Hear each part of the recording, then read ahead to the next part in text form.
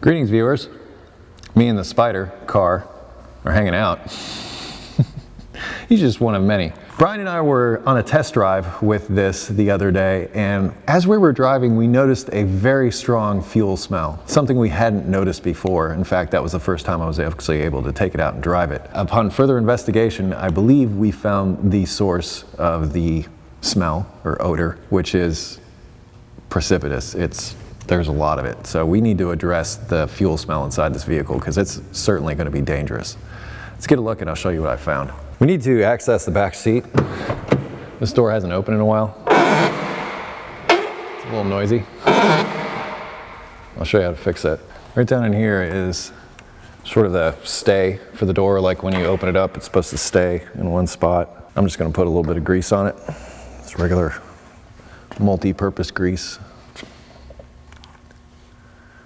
Both the top and the bottom.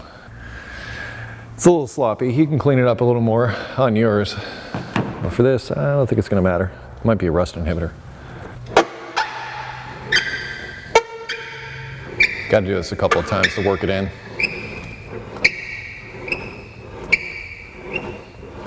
It's better already.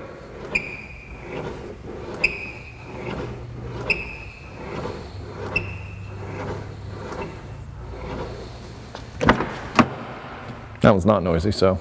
All right, now that we're done with our little distraction, let me show you where the fuel smells coming from. Now, as we were driving, I thought to myself, he did say that he and his friend had replaced the fuel pump. Friend come down, looked at it, and he said it was fuel pump.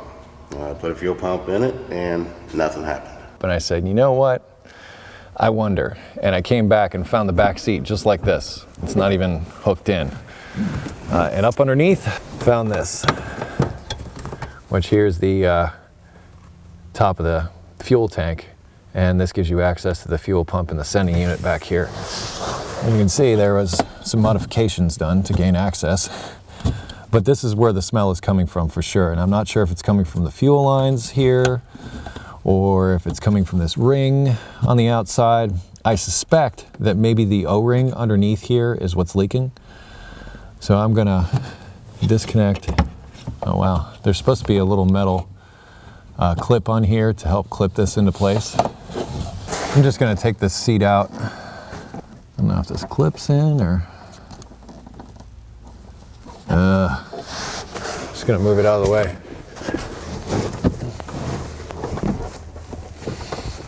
Okay, before I go any further, I'm gonna have Cameraman Brian start the car up, and we're going to observe to see if the leak is at these lines. You know, I just had this thought, or if it's going to be at this O-ring around the outside. I did notice as I accelerated hard that the noise or the smell got worse. So I'm wondering if it's actually these lines that might be leaking. So I'm not going to disconnect them just yet. We're just going to verify what's going on. Go ahead, Brian.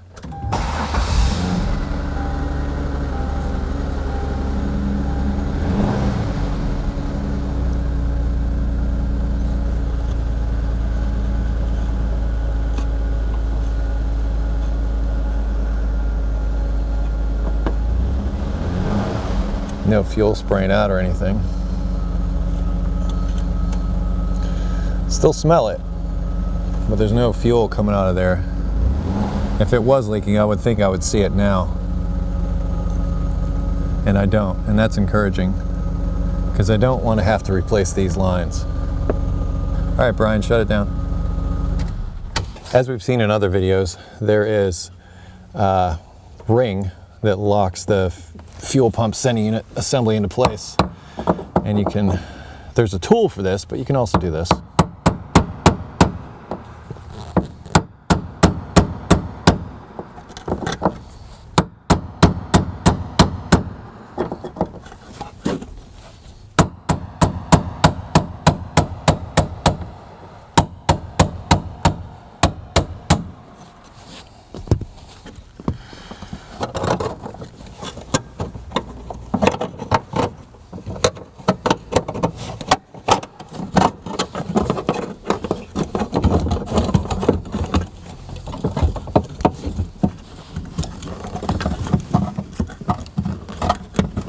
Well, there's the O-ring.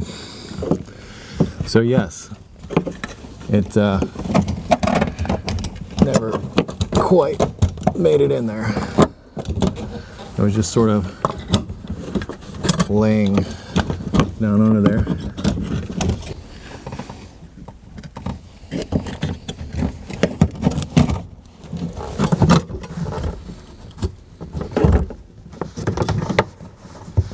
Don't worry, I can't see what I'm doing either.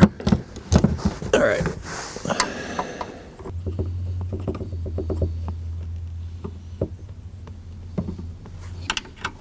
This would have eventually turned on a leak on a check engine light for a evaporative emissions leak.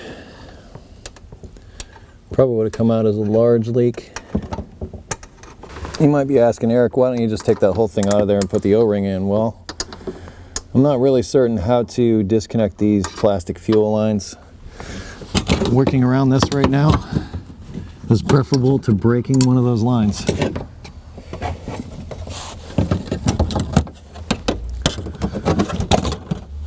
All right, now get this back down on there without moving it.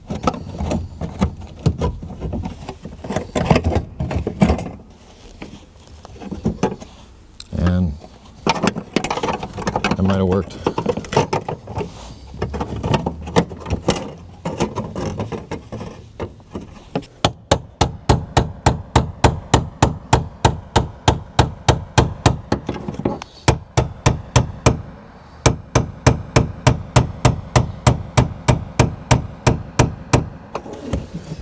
Trying to make sure that it's fastening on all these hooks as it goes around, because if one of them's out, it won't seal.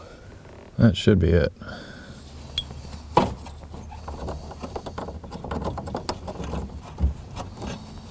Last time we took it out for a test drive and we noticed the smell almost immediately. I say we take it for a test drive and see what happens now. Well, let's replicate the conditions that we experienced the fuel smell the last time and see if we smell it now. So far, so good.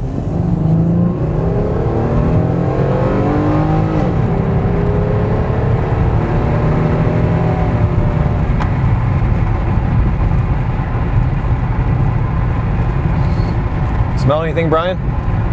Brian says no. And it's even exposed back there. It's not even under the seat anymore. Yeah, the seat is still flipped up. That way I can observe if there's any problems back there. All right, so that problem's fixed. Zero cost. I like that. Now I'm gonna bend those pieces back down and see if I can fasten that back seat down. And then we can walk away from that and move on to the next problem. Well, we've eliminated the fuel smell. I don't smell anything here with this like this now, but as you can see, there's some jagged metal sticking up. And even though that's under the seat, I don't want that. So I'm going to take care of that right now. Sort of bend everything back into place. And then I can also, when this is done, I can reposition this. It's not going to seal again, obviously, but it will be better than it was before. We're going for better. But I really am opposed to having jagged metal sticking up everywhere. That's just, I can't in good conscience leave that like that.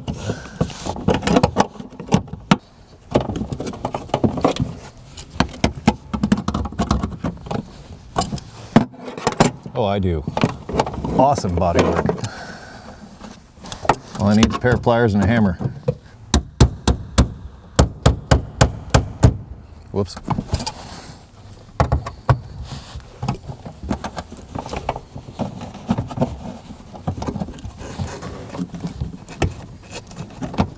Perfect? No. Good enough? I think so. Okay, I don't see any hooks or anything for this back seat. I don't see anything hooked onto here. I only see these slots in the front that go along with these hooks up here. So I'm gonna slide it in underneath, try to pull all the buckles up through the slots first. It's not lost on me that this seat's all dirty.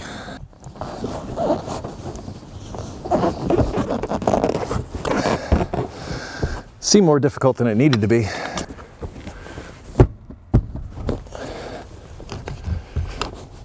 All right, I don't think that's going anywhere. But the fuel smell's gone, along with the danger of combustion. I'm happy about that.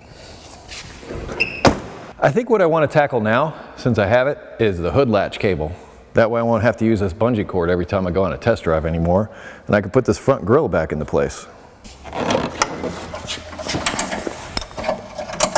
Not sure how involved it's going to be. We'll find out. Here's one end of it. I feel like it snakes around the fuse box.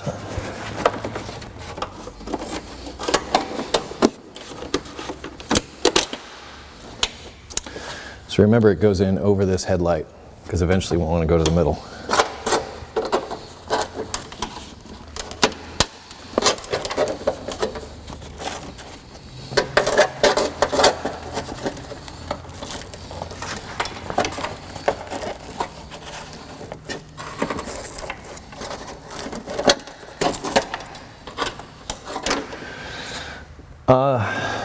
Maybe this isn't going to be that bad at all, because that's where it goes in for the firewall, or for you English blokes, bulkhead.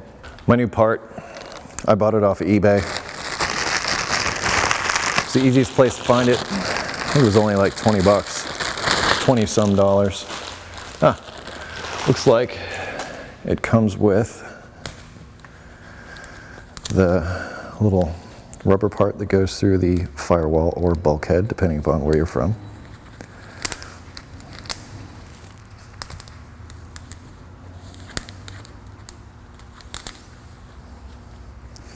Looks like it only needs massaging to get into place. Install yourself. It does not respond to my commands. I guess I'm going to have to do it.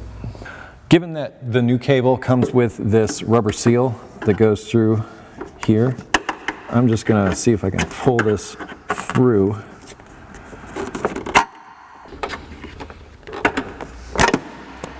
First, I'm going to make sure this is unhooked inside the vehicle, and then I'm going to give it a good pull through. I just want to make sure that it's unhooked underneath before I do that. Up under here, this is where the cable comes in, into this area. And it was that easy just to sort of flick it out of there. Now I'll be able to pull it up through, and hopefully I'll be able to push it down through back into this location. The lever moves good. That's a good start. But I think we can go back out under the hood, pull it the rest of the way through.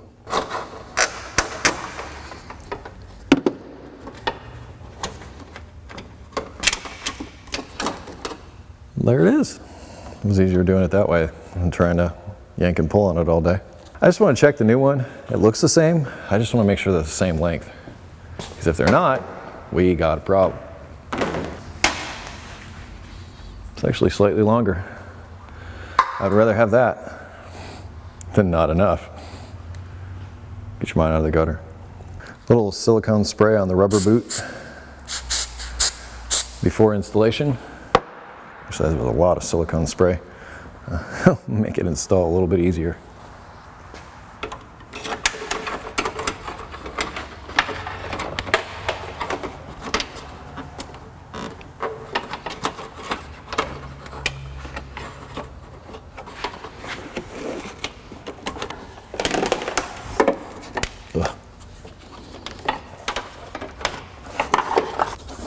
It's okay, I can't see either.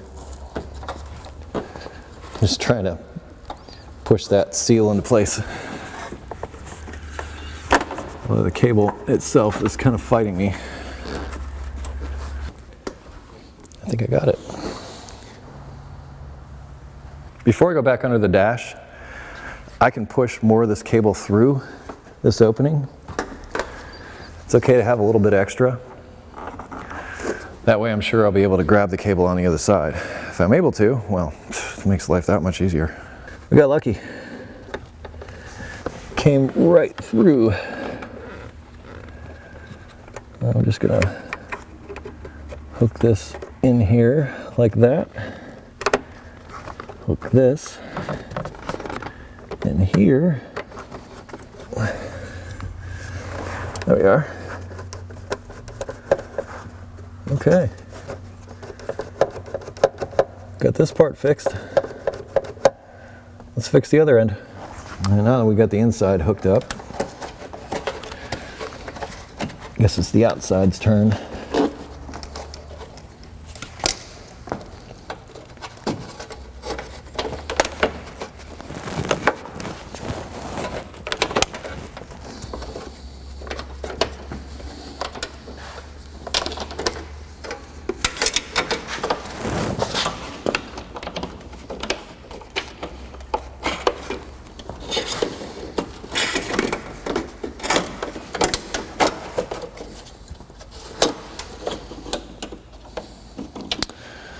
I think I got it. Going to hook it back into the latch assembly. There we are.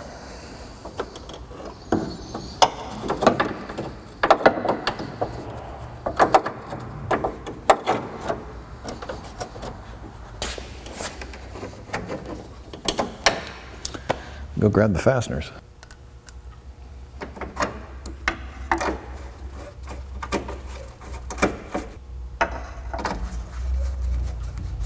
I'm going to try to find where this was when it came in. Remember, I disconnected this on the back of a tow truck, so I don't know exactly where I had it. But if we close the hood, it latches, and then we can unlatch it under the hood or under the dash. We fixed it. You want to see it work, don't you?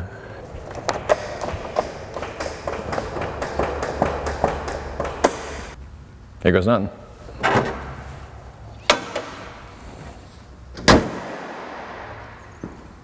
It's on there.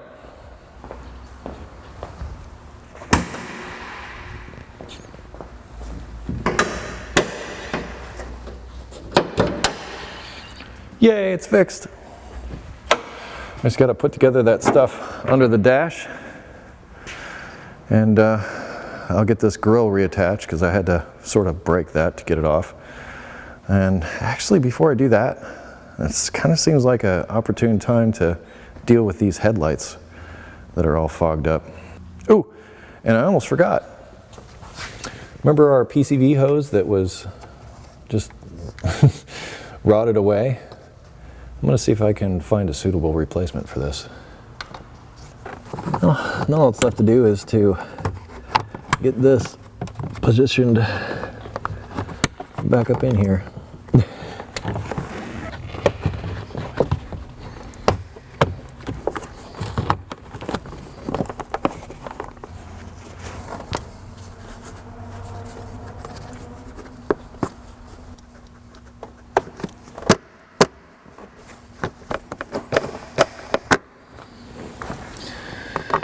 There was only one of these that I could find. I'm going to put it in this front one here, and now I have a working latch.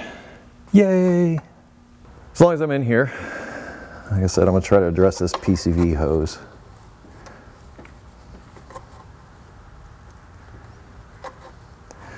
Now, a new one of these from Ford, I'm sure is going to set us back a lot. So this end on this side, not so happy. Kind of all come apart on the inside. That's the concern is like on this end it's large, on this end it's not so large. So I've got to find some way to take that large opening and join it up with this one. But I mean, come on, this thing is done. This may cause a lean code. This is a mass airflow sensor, so any leaks after the mass airflow sensor are unaccounted for air. It's called pirate air. And it can mess up the fuel mixture, give you lean codes. won't run right. Found me a piece of hose I think will work. It was stashed in my pile of hoses. With this one, I mean, it's done. This side, I'm gonna see if I can work with this side, but this side is obviously no longer viable. I was just able to peel it away that easily. So this, we're done with that. The concern is, this is all underneath an engine cover, which I was about to reinstall when I remembered that I needed to do this. With this side, I don't want it to come in contact with the spinny things. So if I'm lucky, it will go on here in such a way. I think that'll work. Let me see what that engine cover looks like on there.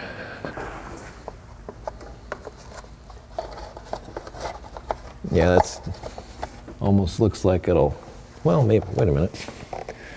And go over farther. You know what though? A part of me is asking myself, does that really need to be there? Because it kind of doesn't.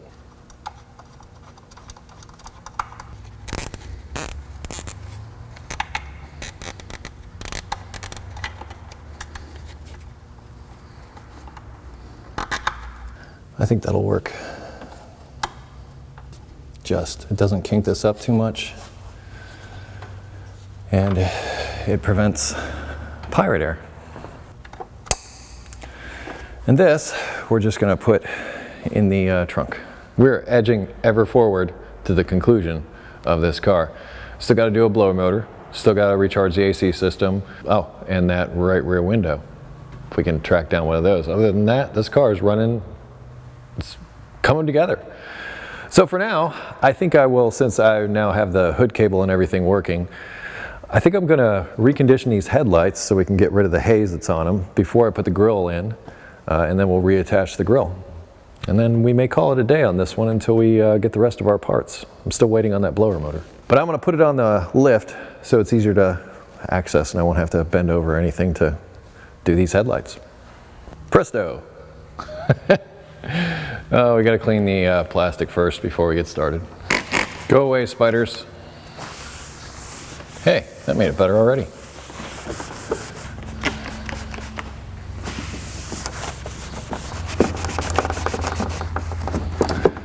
Looks like that isn't really quite fastened up there anymore.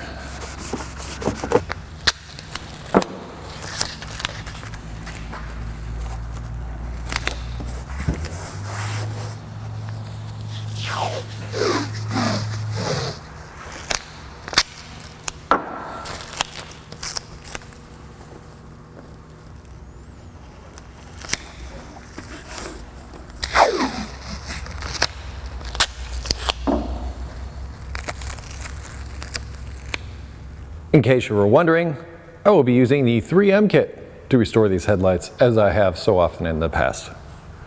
We know the drill.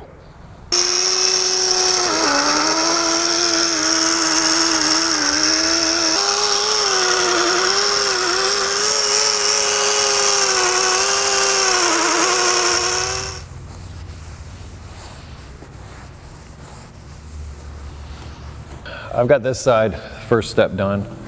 I'm just gonna do the other side and do them both kind of in tandem. So this way they're both going at the same time.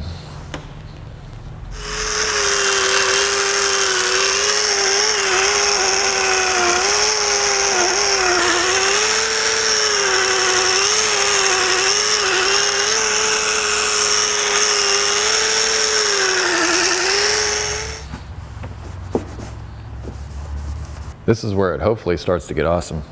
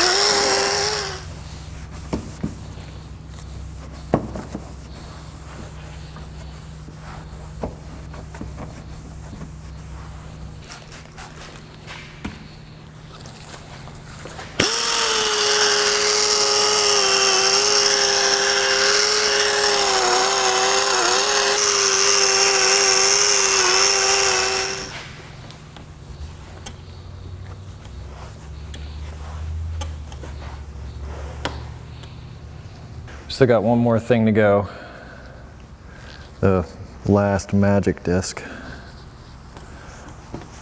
No matter what, it's certainly better than it was.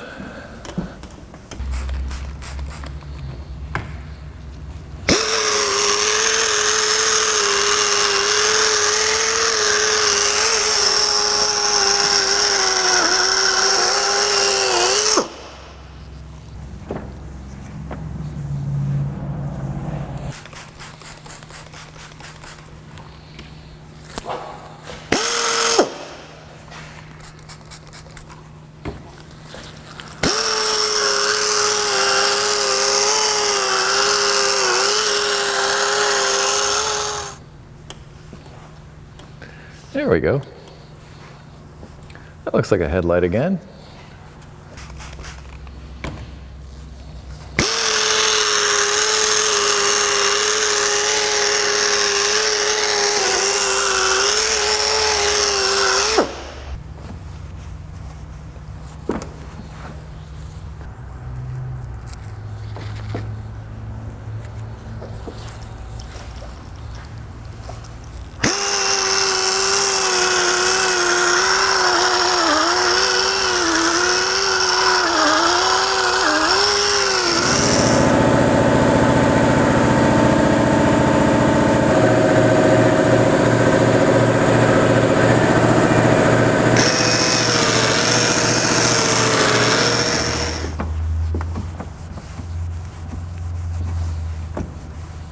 Well, that looks a far sight better than when I started.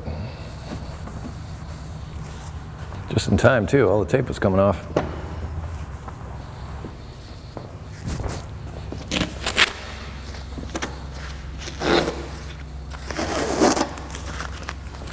Now that I've got that done, I'm going to see what I can do to reattach this grill. The bottom part is just clipped in.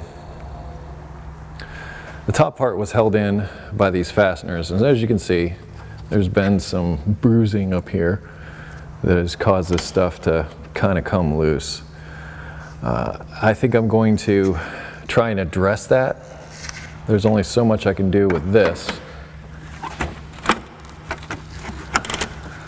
I believe what I can do is this one I can actually reattach, but the other ones, I think what I'm going to do is drill small holes, especially for this headlight.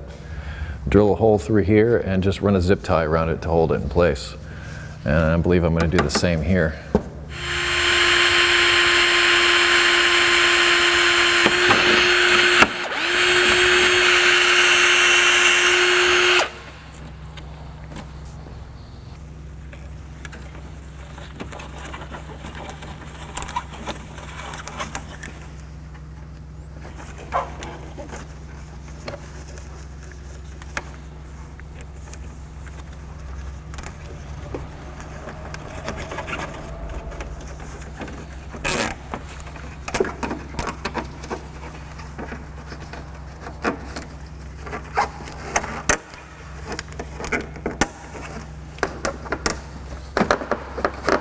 Not really going anywhere. This does work. I know this because the entire front end of my car is held on this way.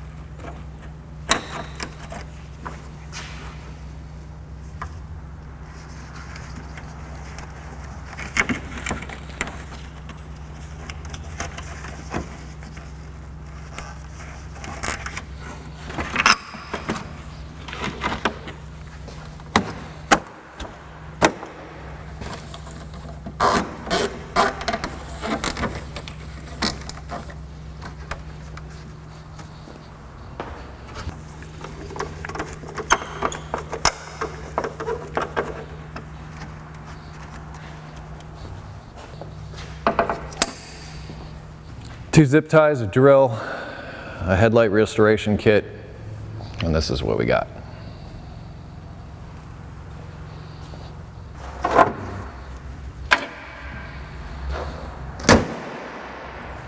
It's whole again. And look, our spider friend gives his glowing endorsement. My spider friend has gone back to obviously make more webs. We've made quite a bit of progress on this Ford today. We've got the gas smell, that's gone. We've got new shiny headlights. We've got the grill reattached. We've got a hood that we can open and close normally. We don't have to bungee cord it when we go out for test drives anymore. We are moving forward. We still have the blower motor to deal with. We still have that right rear window to track down and figure out, and some wiper blades, and also maybe some work on the AC. We'll see. Anyway, I'm going to close this one out, and we'll be back in another episode of Fixing It Forward with this 98 Ford Contour. But if you have automotive questions, I'd ask you head over to EricTheCarGuy.com. There's a welcome video there to tell you about the stuff that can help you. If you wish to connect with me socially, I can be found on Google+, Facebook, Twitter, and also Instagram.